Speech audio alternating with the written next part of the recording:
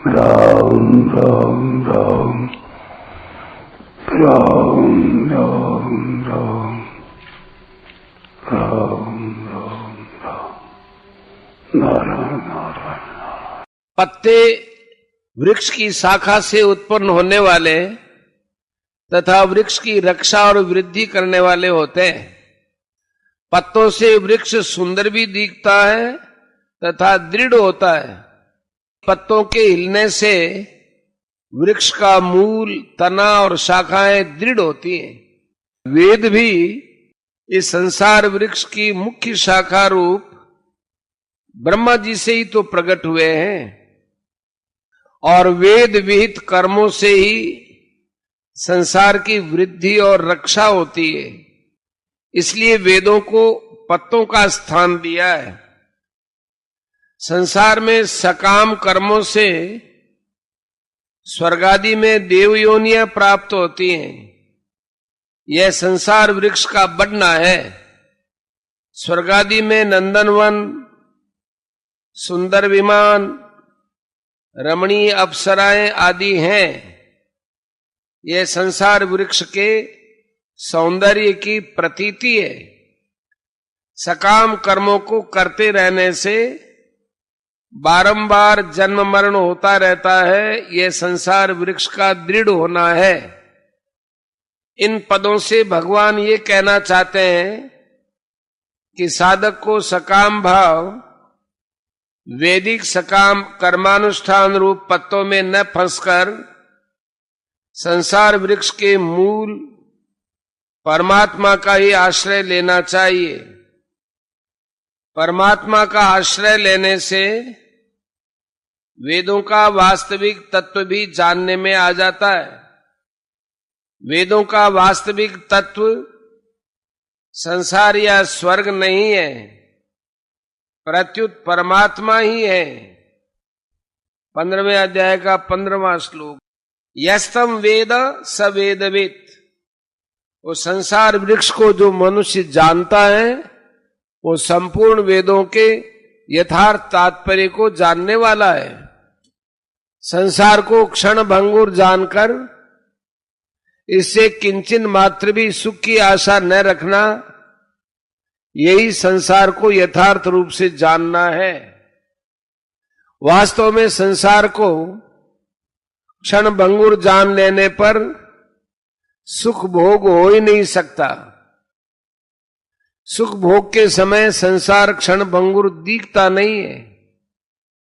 जब तक संसार के प्राणी पदार्थों को स्थायी मानते रहते हैं तभी तक सुख भोग, सुख की आशा और कामना तथा संसार का आश्रय, महत्व और विश्वास बना रहता है।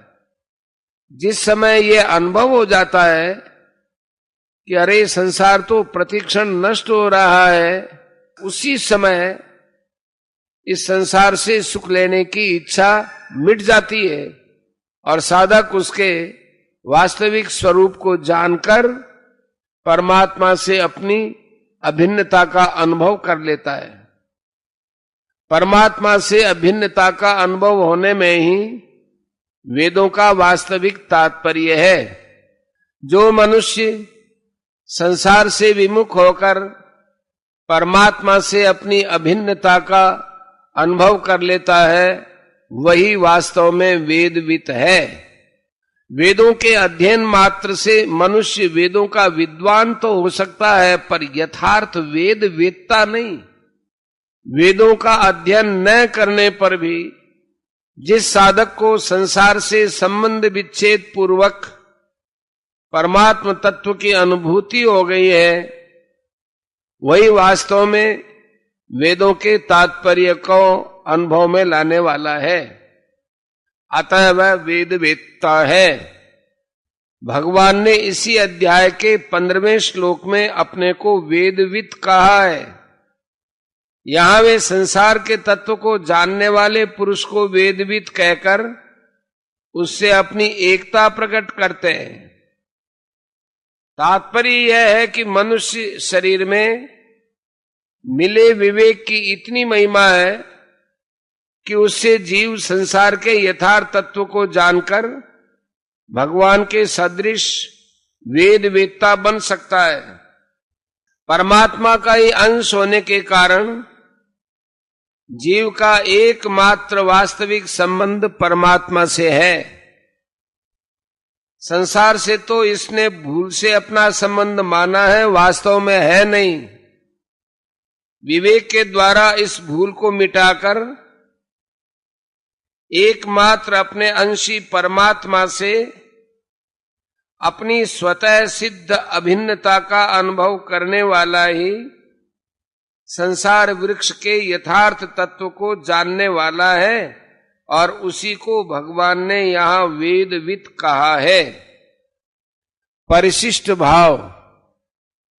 जगत, जीव और परमात्मा तीनों वासुदेव रूपी ही हैं। वासुदेव सर्वम, इसी का यहां वृक्ष रूप से वर्णन किया गया है। परिवर्तनशील होने पर भी संसार को अव्यय कहने का तात्पर्य यह है कि संसार में निरंतर परिवर्तन होने पर भी कुछ व्यय नहीं होता, अर्थात अंत नहीं होता। जैसे समुद्र के ऊपर कितनी लहरें उठती दिखती है, ज्वार बाटा आता है पर उसका जल उतना ही रहता है, घटता बढ़ता नहीं है।